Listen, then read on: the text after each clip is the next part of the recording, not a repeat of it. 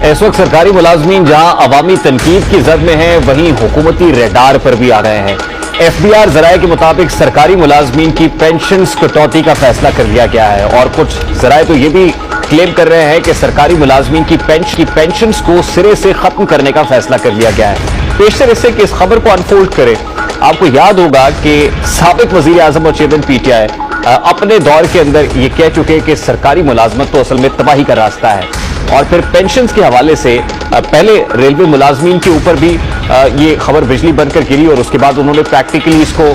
महसूस भी किया कि जब कई माह तक पेंशन्स फराहम नहीं की जा रही थी। और अब एक बार फिर निगरां हुकूमत के हवाले से ये खबर फ्लोट हो रही है कि निगरां वफाकी हुकूमत ने भी सरकारी मुलाजमीन की पेंशन्स को खत्म करने का फैसला कर लिया। अब सवाल ये होता है कि क्या केयर टेकर गवर्नमेंट के पास ऐसा मैंडेट है? तो इसका जवाब भी फिर माजी की हुकूमत के फैसलों से मिलता है कि जो हुकूमत अभी केयर टेकर गवर्नमेंट को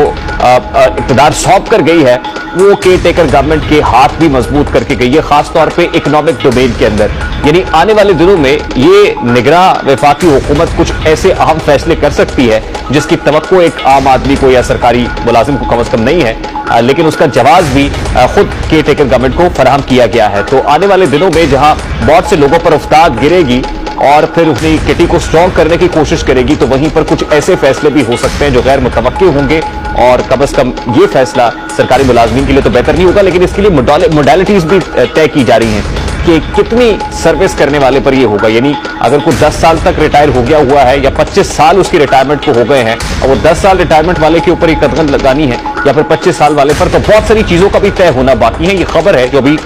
एक रूमर की तरह से गर्दिश कर